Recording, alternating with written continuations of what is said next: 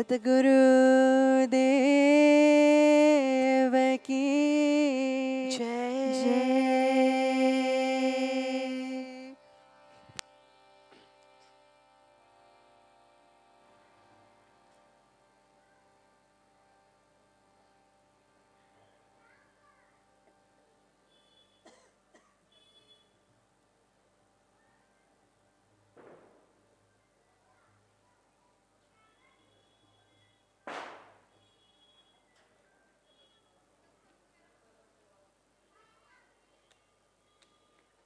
Welcome to Satsang. So beautiful to be together with you all.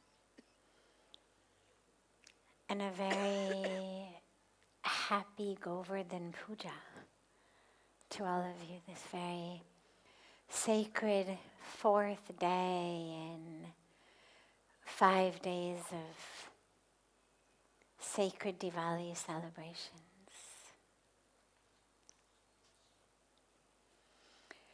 Starting as always with one of the questions from our online, internet, global audience. And then we'll open it up to any questions that any of you have.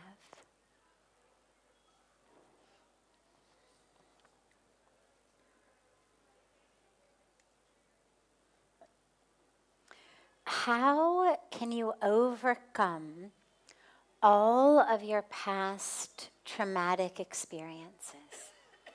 How to overcome all of your past traumatic experiences? This was asked from our sister Barbara on Instagram.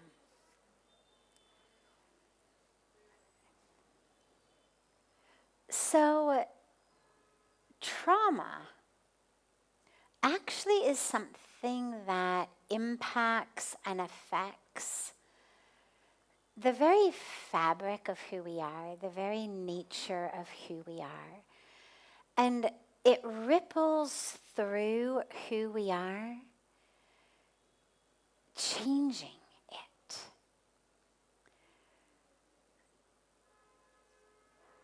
When something happens that's momentarily happy or momentarily sad or even momentarily scary, it may have a huge impact on us in the moment,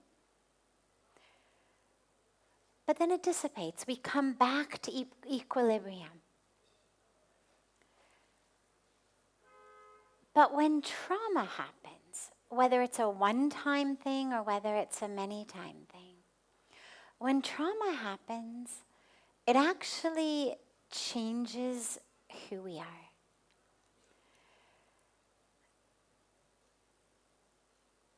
So we don't overcome trauma in a way where somehow it was a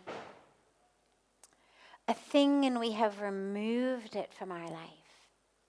What we do is we learn to no longer be traumatized by it. We learn to no longer have it dictate our lives. So normally the way that trauma ends up handicapping us is it makes us freeze, it paralyzes us, it makes us incapable of trusting, believing, continuing to do what we do, continuing to move forward in our world. It may send us into depression, it may send us into anxiety, it may send us into addiction. But it does all of that because it attaches an event that happened, whatever it was that was traumatic, an event that happened with our current mental, emotional, nervous system state. So my state in this moment, on this day at this time, is still hooked into and stuck to the experience that I had months ago or years ago or decades ago, and the emotional and nervous system state of that moment. And so the way to work with trauma is to unhook this moment from that moment. And we begin with that moment where we look at it, we see it, we acknowledge that it was traumatic, difficult, challenging, painful, awful, horrible, whatever it may have been. But we recognize that the I who is here right now is not actually the one who went through that trauma. Our bodies keep changing. Quite literally, the skin cells literally slough off and regenerate every couple of days. Every few days, you've got brand new skin. The blood cells, the bones, the muscles, the internal organs even. Over periods of days, weeks, months, or even a few years, every single cell of our being has been changed. And so working with trauma and overcoming trauma is really a deep experiential awareness of the fact that, yes, that which happened, horrible, awful, and I who am here in this present moment am not the being who had that experience. There isn't, if it's happened more than 7 or 8 years ago, there isn't a cell in my body today that was abused, abandoned, betrayed, hurt, traumatized in whatever way. What I need to do, though, is unhook my mental state from that moment. And one of the most powerful ways to do that is forgiveness. When we're able to forgive whoever it was, because trauma isn't always done by someone, but very frequently it is. Again, not always. Sometimes it's an earthquake. Sometimes it's a fire. But most of the trauma that most of us have experienced was at the hands of someone else.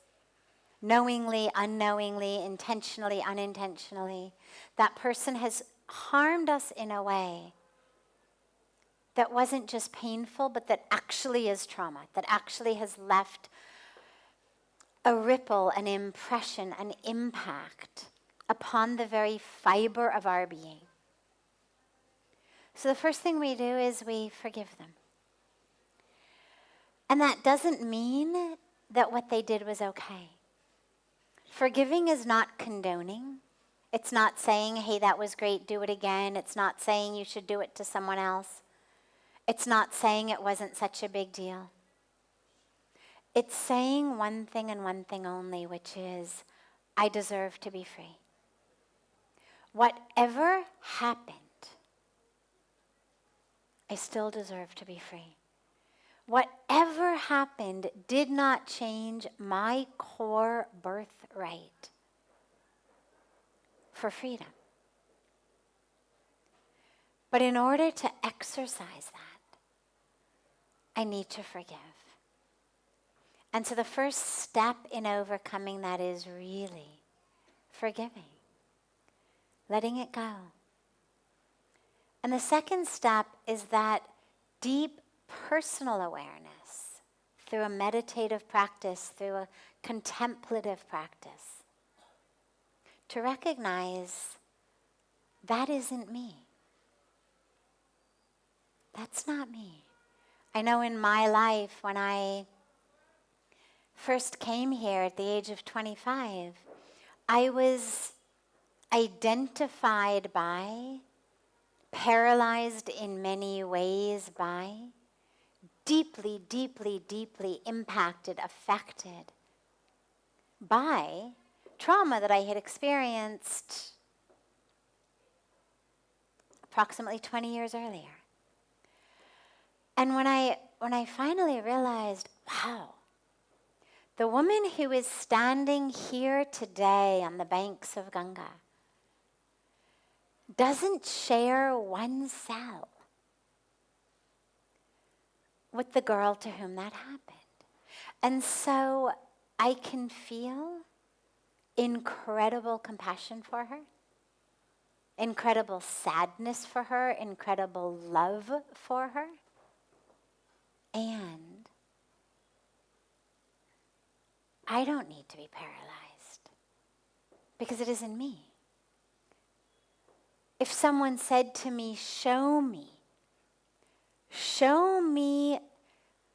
the part of you that was abused, show me the part of you that was harmed, I couldn't.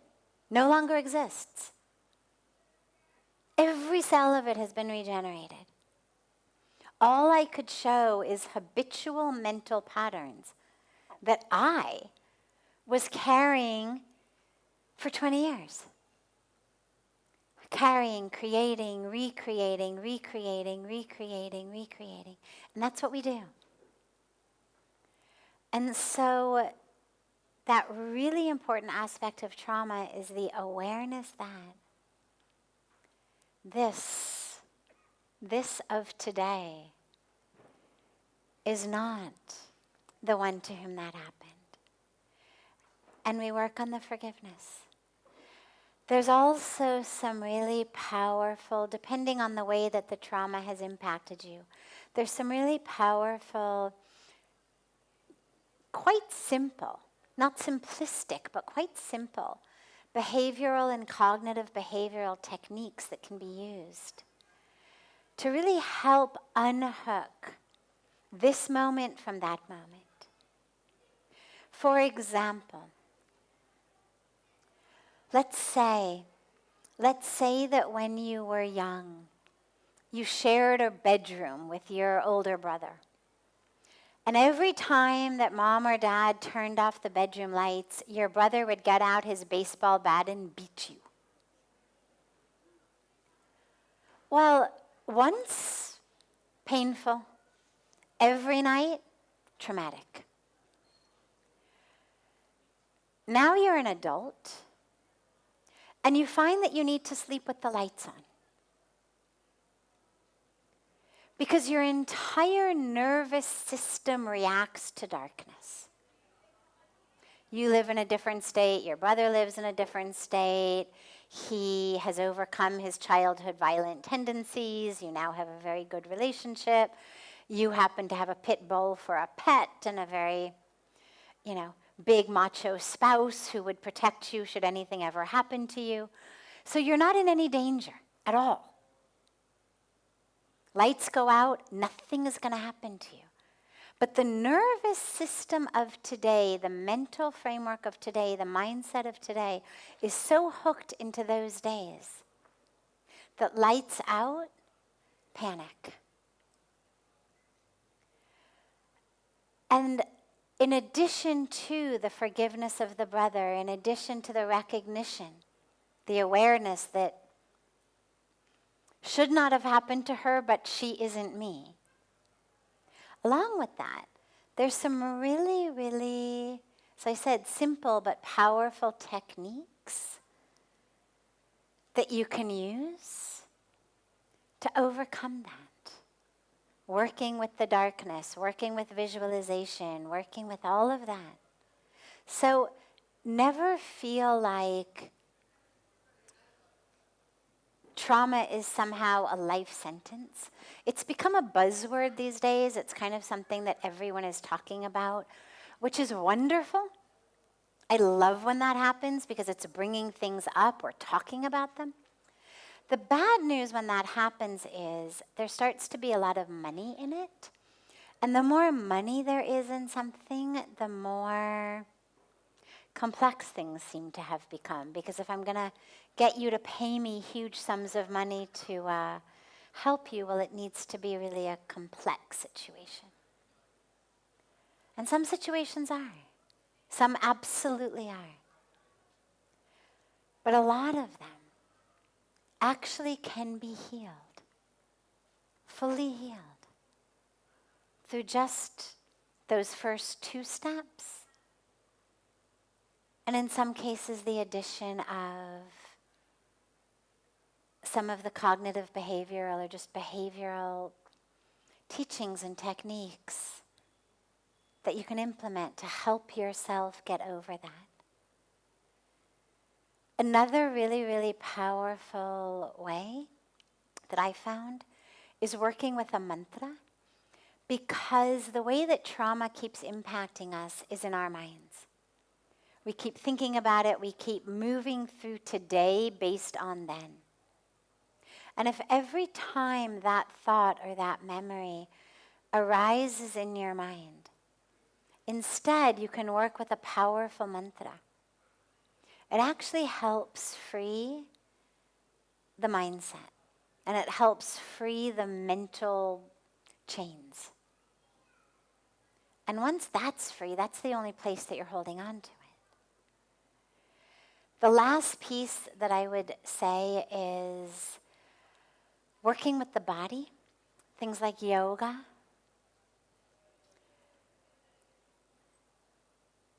Even though all of the cells of the body have regenerated and changed, there is a way that we tend to hold trauma in the body.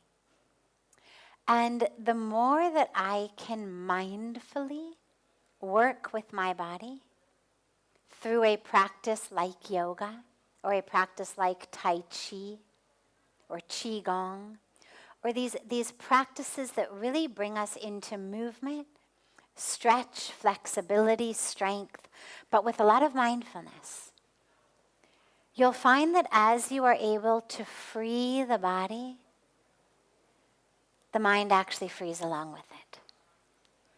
Sometimes it's easier to go in actually through the body than through the mind.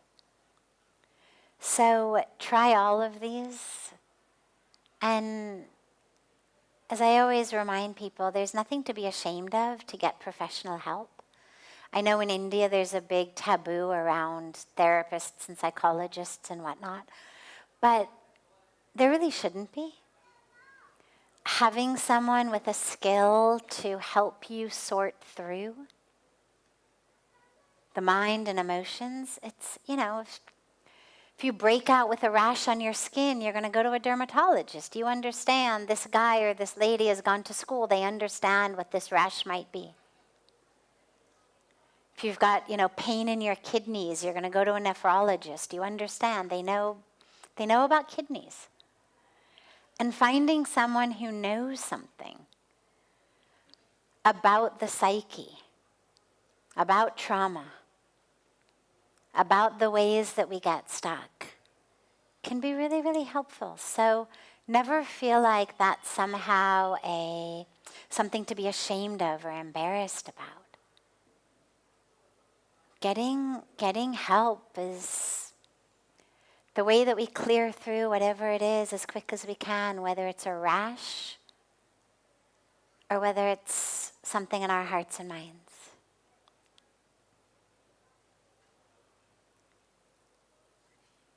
Other questions? Any questions that anyone here has? Yeah. He's just... Jai Gurudev Mataji, thank you for all the activities. I really appreciate it. Mataji, my question is how to develop infinite patience to handle all... भैया ये mic ठीक कर दो है ना उनके लिए. जब हेल्प करते तो थोड़ा सा से ठीक कर देना ताकि सुन सकेंगे. Just one sec.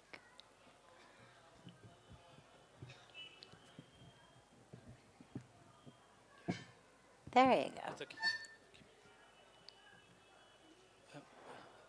Mataji, how to develop infinite patience to handle all types of people in our life? Infinite patience to handle all types of people in our life. It's really simple, actually. Not easy, but simple. The shift is from thinking I'm handling them to realizing I'm handling myself. I don't have to handle them. They've got their own karmic package. They're going to handle themselves or not handle themselves. That is not my responsibility. The moment you think you've got to handle someone else, you are setting yourself up for frustration and failure. All you have to do is handle yourself. Handle your reaction to them. And that's really simple. And it's one very simple question to yourself, which is this person's obnoxiousness, annoyance, habit, anger, confusion, illusion, ego, whatever it may be, is it actually worth my peace? Is it worth it? Simple question. And you get to decide. I'm not going to give you the answer because it's not up to me, it's up to you. If you decide that it's worth it, then let yourself get upset. Let yourself get frustrated. Let yourself get triggered. But what most of us realize is it's not worth it. Are people in the world ignorant? Absolutely. Are people living in illusion? Absolutely. Are some people obnoxious? Absolutely. Are people annoying? Absolutely. Are people mean? Absolutely. Now, of course, at the core, we're all divine, but it's not someone's soul that's bothering me. It's their personality complex. So we're not talking about the divinity of their soul. We're talking about the difficulty with their personality complex. Yeah, there's a lot of obnoxious, annoying, ego-filled, ignorant-filled people out there. But is it worth it to lose your peace because of it? Your whole life will go. There's a beautiful story that Pujya Sadhviji tells from when he was young, which for me illustrates this really beautifully. When he first came here and he was a teenager and then in his early 20s and a student, but the ashram heads recognized him, like they knew there was something very, very, very special about him. And so he was given a lot of very special responsibilities. And one summertime, a very, very revered saint from Vrindavan came and was living on the banks of Ganga, upriver a little bit. But he would come every day to give lectures here at Parmarth. And Swamiji was given the seva of going to pick him up and walking him back to the ashram. Just a sign of respect to just go and receive him and bring him. Now, at that time, there were not shops in the marketplace like today, but there were lots of cows and dogs and other people and whatnot. And the pathway was much more narrow than it is now. And so, as Swamiji was bringing him, he would move away all of the cows and dogs and people and, try to get everybody out of the way to clear this beautiful, respectful path for this saint to walk on. And was feeling very happy with himself that he had successfully, gotten all the cows out of the way and the people and the dogs. And when they finally get to the ashram, this saint said to him, and he said it in Hindi, so I'll give it in Hindi first, and then I'll give the English. And he said to him, "Ki kis ko hatate rahoge? Apne rasta bana ke chalo."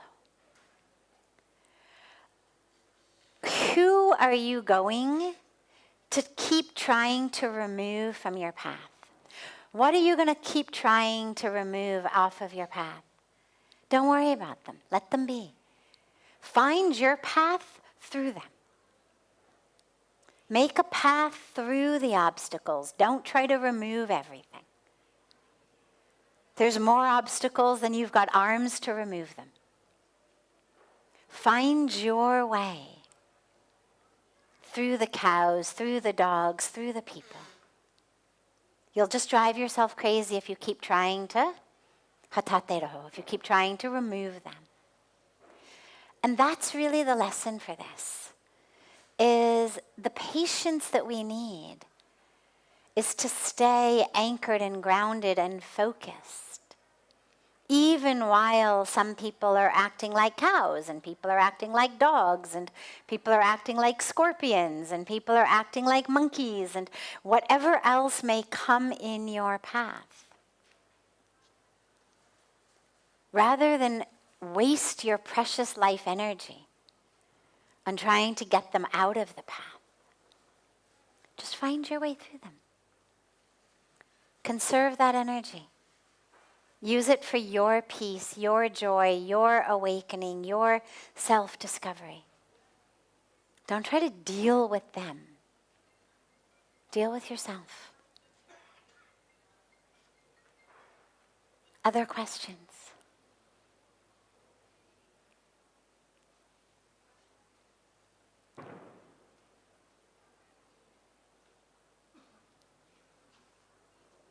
Yes, in the back. Just come forward. We have a mic right here.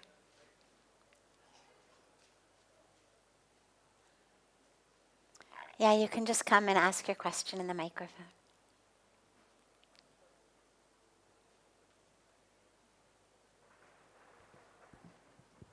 Namaskar, Guru Mata. I wanted to ask, how can you control or get away through your overthinking? You think too much. I'm so sorry. How to control? Or I'll say how to go along with the overthinking cognitive behavior of your mind. Overthinking. Yeah. So, the nature of the mind is to jump around. There's a reason that even in our scriptures it is called the monkey mind. It is the nature of the mind. It's like saying, I've got this puppy dog, could somebody please make it sit still? Or I've got this 2 or 3-year-old toddler, could somebody please make them sit still? It is the nature. You would worry if you had a 2-year-old who just sat still. Right? I mean, the doctors would say, let's run some tests. You know, this is not actually normal. If you got a new puppy and the puppy just sat there, you'd say, maybe I got a, defective puppy. Maybe there's something wrong with the puppy. Because we understand their nature is to run around. And that is the nature of the mind. Now, like a puppy, the mind can be trained. Like a young toddler, as you work with the mind, it grows. A 2-year-old won't sit still, but a 22-year-old will. Luckily, we don't have to wait 20 years for the mind to mature and blossom. You can work with it. But understand that that is the nature of the mind, so you don't feel like you've got a defective mind or there's some problem with your mind. That is the nature of the mind. How do you work with it? Number 1, mantra. Fantastic, fantastic tool. Number 1, if it's a Sanskrit mantra, if it's a Vedic mantra, you've actually got the power of the reverberation of that sound in you that has its own power. But also, even at the bare minimum, what the mantra does is it brings all of the mind into one place. Like if you have your puppy running around and you give it a bone, you give it one thing to do. It'll actually stay in one place for a while as long as it's got the bone or a toy. At the most basic level, the mantra is that for the mind. But again, it's also a lot more powerful than that. Because it's actually also the science of sound. So you get a lot more benefits from a mantra, but at the bare minimum you're getting one place to hook the mind in. Number 2, practice meditation. It's very difficult and nearly impossible to bring a practice of quieting the mind in our daily life if we're not having a seated practice in which we are working exclusively on the mind. See, when I meditate, I'm not worried about what my arms are doing or my legs are doing or getting my lunch into my mouth and eating it. I'm not worried about speaking on the phone or working on a computer. I'm not worried about anything else. I don't have to walk down the street and make sure I don't trip. I have no other responsibilities. Body is still, not eating, not talking, not even looking. My eyes are closed. So it gives us that space to work exclusively with the mind. And what that does is it starts building what I call the mind muscle. Biologically, biochemically, the brain is not actually a muscle, like it's not made from the same fibers that muscles are made from, but it works very much like a muscle. Exactly what you teach it to do, exactly what you train it to do, exactly what you do a lot of, is what it's going to become very, very good at. So we bring in a practice of meditation, a seated practice, ideally twice a day, morning and evening. And don't worry if you don't have 2 hours, 20 minutes. But sit and work with the mind. It's going to wander. First thing everybody says when they start to meditate is, I can't meditate because my mind is all over the place. Well, that's why we meditate.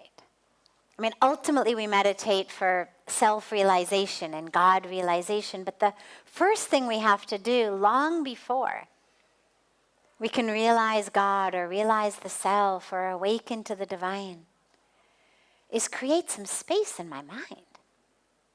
There has to be room for those experiences to come. So the very first thing that meditation actually does for us, most of us, is it enables a spaciousness in the mind into which powerful awareness, powerful experience emerges. So the mind will wander. You'll bring it back. You'll choose something to meditate on. It may be your breath.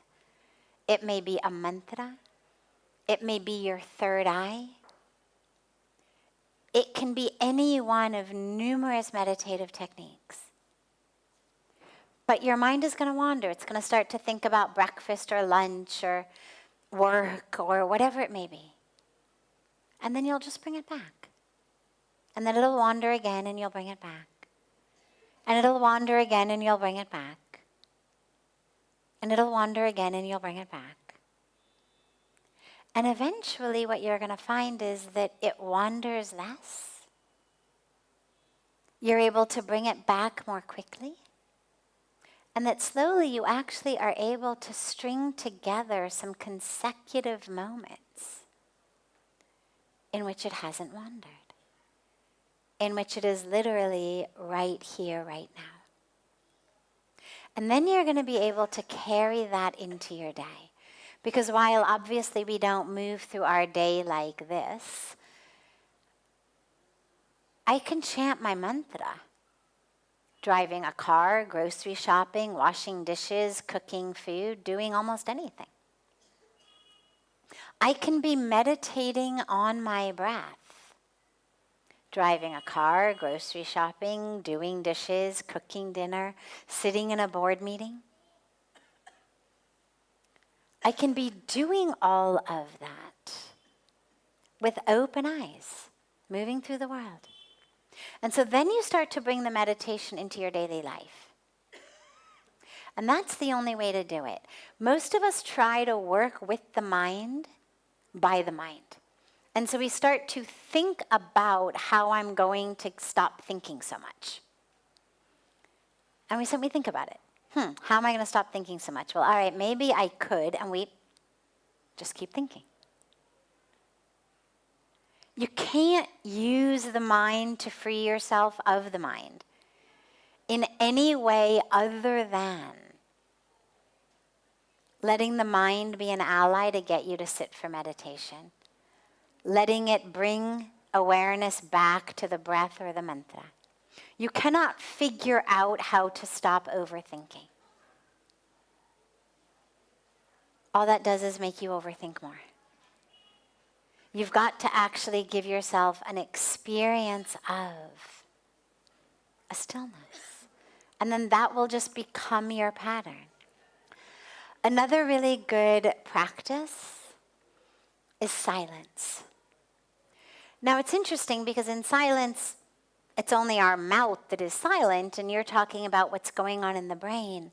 But I've noticed something really interesting, which is at least half, if not more, of the things I think are essentially preparing for conversations I'm going to have, or I'm noticing something so that I can then comment on it, or tell somebody about it, or do something about it. Oh, yeah, right, I've got to leave that one a message. Oh, wait, I have to tell this person that. Or, oh, that was so funny, God, I'm going to call this person right away and we'll laugh together. A huge percentage of what we think is actually in preparation for something we're going to say. But if you're in silence, and so you know, neither are you going to comment on it to that person, nor are you going to call someone else and tell them about it, the mind actually starts to quiet down a lot. The mind starts to realize there's no point of this, because by the time I come out of silence, this is no longer going to be so interesting. The comment will not be funny or pertinent or of any value 5 hours later or 2 days later or a week later. It's a kind of in-the-moment thing, and if you're not going to say it in the moment, forget it. To go back to somebody, half a day later and say, that thing you said earlier today, well, here's my comment. Life has moved on. You'd feel childish. They would think you were childish. So by going into a practice of silence, I have found that actually the mind automatically quiets a lot. In the times that I've had the blessing to go into some days strewn together of silence, even though it was only the lips, the mind automatically actually became a lot quieter. So it's a beautiful practice, whether it's a few hours a day a week, a few days at the turn of a season, a few days a month, kind of whatever your schedule will allow. But it's a really, really beautiful and powerful practice.